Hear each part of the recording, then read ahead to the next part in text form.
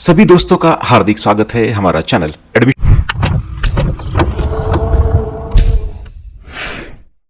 Admission process first round का schedule लग चुका है। तो देखेंगे कि क्या है शेड्यूल और क्या होगी आगे की प्रोसेस। थोड़ी सी एलिजिबिलिटी क्राइटेरिया के बारे में भी थोड़ी सी बात करेंगे कि कौन एलिजिबल होगा इस पर्टिकुलर एडमिशन सिस्टम में। तो चलिए देखते हैं बिना देरी करते वीडियो में शुरुआत और देखते हैं कि कब से शुरू होगी एडमिशन सिस्टम। तो दोस्तों मैं आपको बताना चाहता हूं कि आज आप शाम तक मतलब आज शाम तक आपका आ जाएगा आपका सीट मैट्रिक्स बीएमएस बीएचएमएस और बाकी के कोर्सेज के लिए 2 तारीख को ही 5 बजे तक ही आपके प्रोविजनल स्टेट मेरिट लिस्ट भी आएगी स्टेट कोटा के लिए। ये एडमिशन सिस्टम में बोल रहा हूं ये स्टेट कोटा की है। 15% जो अभी परमिशन मिली है महाराष्ट्र गवर्नमेंट को कि जो ऑल इंडिया कोटा है वो भी आप ही भरिए, तो उसके लिए भी सेपरेट पोर्टल उन्होंने एक्टिवेट कर दिया है। अगर आप चाहते हैं तो उस पोर्टल पर जाकर आप उस पर फॉर्म भर सकते हैं। उसके बारे में लास्ट में थोड़ी सी बात करेंगे।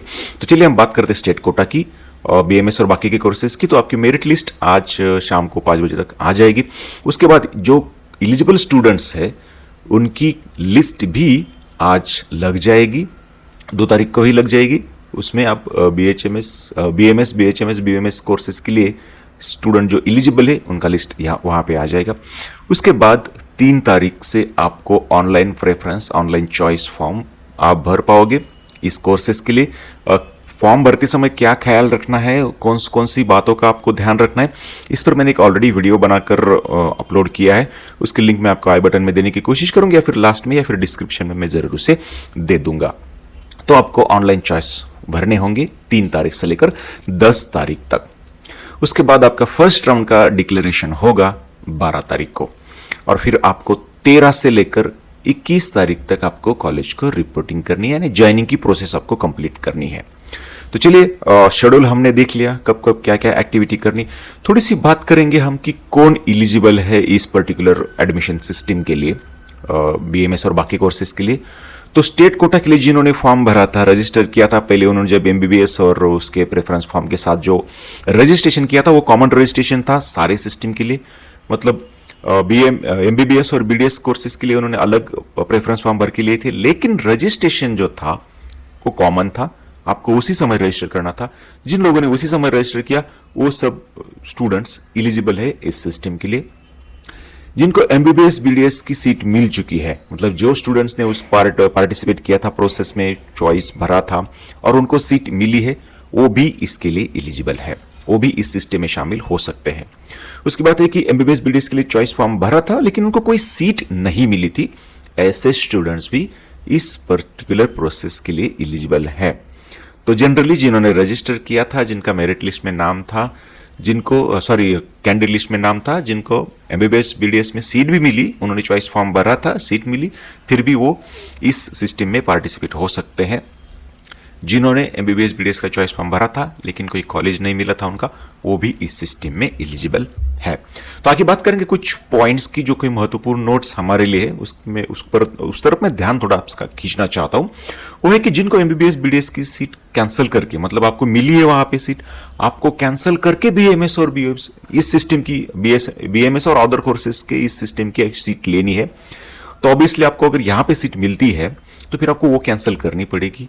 और अगर आप वो कैंसिल करते हैं, मतलब बीएमएस और एमबीबीएस बीडीएस की अगर आप सीट कैंसिल करते हैं तो फिर आप वहां के जो अगले राउंड होंगे, मतलब सेकंड राउंड होगा, तो उसके लिए आप एलिजिबल नहीं रहोगे। आप सिर्फ इस सिस्टम मतलब बीएमएस बीएमएस के सिस्टम के लिए फिर आगे चल पाओगे। तो आप ये बात नोट कर लीजिएगा, एक बार आपने वहां पे एडमिशन कैंसिल कर दिया एमबीबीएस बीडीएस का तो फिर आपको वहां जाना पॉसिबल नहीं होगा, ये बात आप ध्यान रखिएगा।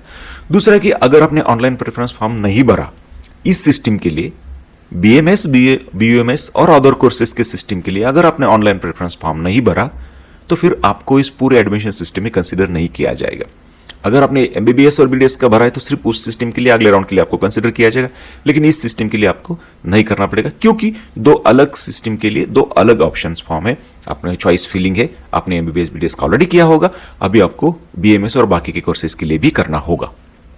देखिए, ऑनलाइन प्रेफरेंस फॉर्म भरते समय कॉलेज के परमिशन का आप ख्याल रखिए। सीटी सेल की तरफ से जारी कर दिया गया है कि एडमिशन अलॉटमेंट सब्जेक्ट टू उनके अप्रूवल पर होगा। कुछ कॉलेजेस का अगर अप्रूवल इन प्रोसेस में है तो फिर आपको ख्याल रखना होगा कि उनका चॉइस आपको देना है नहीं दिया। कुछ स्टूडेंट ने अगर सिर्फ उसी कॉलेज का प्रेफरेंस दिया जिनका अभी परमिशन नहीं मिला है, और अगर उनके परमिशन का कुछ होता है तो फिर उनको कोई भी कॉलेज इस सिस्टम में नहीं मिलेगा, उनका अलॉटमेंट उस कॉलेज को नहीं होगा।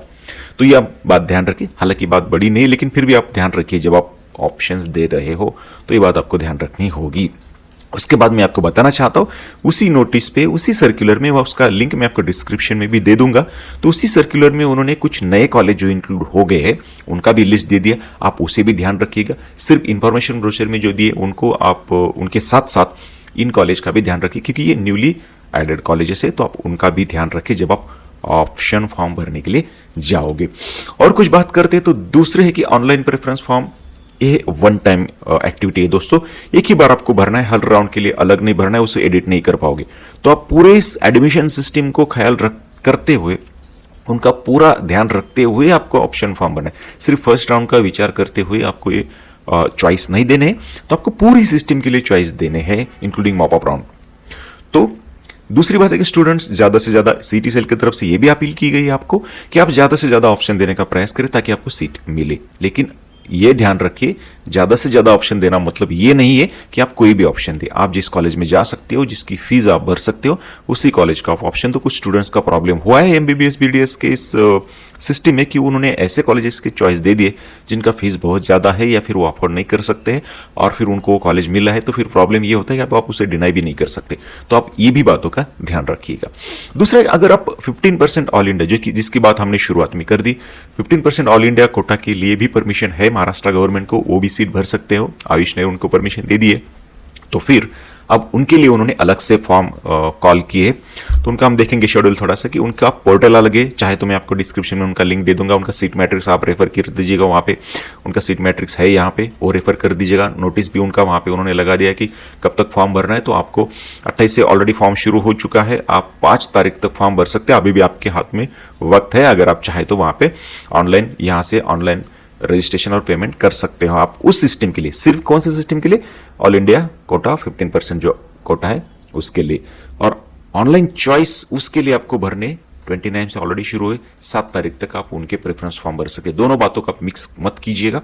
ऑल इंडिया जो कोटा है 15%, उसके लिए अलग सिस्टम उन्होंने रखी है, वहां पे आप अभी भी जाकर रजिस्टर कर सकते हो और वहां पे चॉइस फिलिंग भी कर सकते हो। लेकिन अगर आप स्टेट कोटे की बात करते हो, ऑनलाइन प्रेफरेंस, ऑनलाइन फॉर्म भरना, रजिस्ट्रेशन करना ऑलरेडी क्लोज हो चुका है, आप सिर्फ कल से वहां पे प्रेफरेंस फॉर्म भर पाओगे। तो ये दोनों बात क्लियर होगी आपकी। अगर है कोई आपके मन में सवाल तो पूछिएगा मुझे कमेंट बॉक्स में, मैं कोशिश करूंगा उसके जवाब देने के। बहुत सारे कमेंट्स फिलहाल आ रहे हैं, admission system, various admission system शुरू हो रहे, तो पॉसिबल हुआ तो मैं जरूर आपके कमेंट्स का जवाब दे दूंगा। रुकते यहाँ पे, फिर मिलेंगे किसी नए वीडियो में, तब तक के लिए